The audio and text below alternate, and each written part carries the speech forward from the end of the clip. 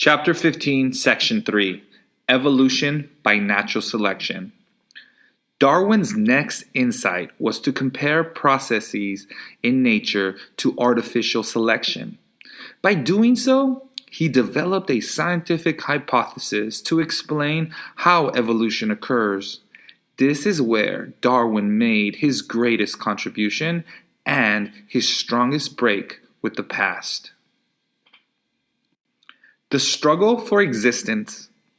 Darwin was convinced that a process like artificial selection worked in nature. But how? He recalled Malthus's work on population growth.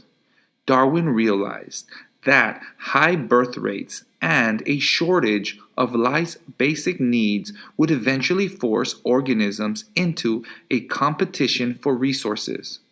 The struggle for existence means that members of each species compete regularly to obtain food, living space, and other necessities of life. In this struggle, the predators that are fast or have a particular way of ensnaring other organisms can catch more prey.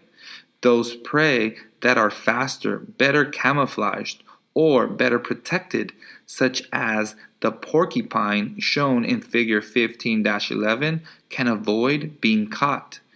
This struggle for existence was central to Darwin's theory of evolution. Survival of the fittest. A key factor in the struggle for existence, Darwin observed, was how well suited an organism is to its environment. Darwin called the ability of an individual to survive and reproduce in its specific environment fitness. Darwin proposed that fitness is the result of adaptations. An adaptation is any inherited characteristic that increases an organism's chance for survival. Successful adaptations, Darwin concluded, enable organisms to become better suited to their environment and thus better able to survive and reproduce. Adaptations can be anatomical or structural characteristics, such as a porcupine's sharp quills. Adaptations also include an organism's psychological process or functions, such as the way in which a plant performs photosynthesis. More complex features, such as behavior in which some animals live and hunt in groups, can also be adaptations. The concept of fitness, Darwin argued, was central to the process of evolution by natural selection. Generation after generation, individuals compete to survive and produce offspring. The baby birds in Figure 15-12, for example, compete for food and space while in the nest. Because each individual differs from other members of its species, each has unique advantages and disadvantages.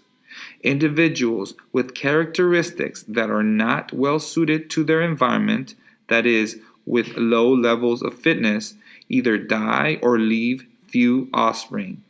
Individuals that are better suited to their environment, that is, with adaptations that enable fitness, survive and reproduce most successfully. Darwin called this survival of the fittest. Because of its similarities to artificial selection, Darwin referred to the survival of the fittest as natural selection. In both artificial selection and natural selection, only certain individuals of a population produce new individuals.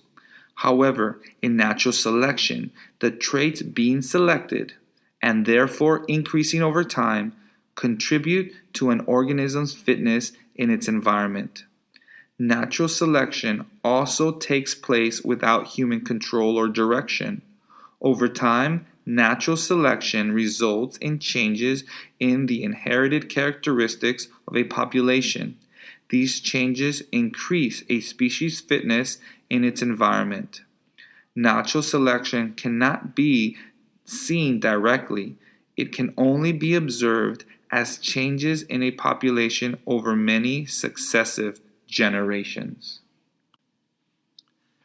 Descent with modification.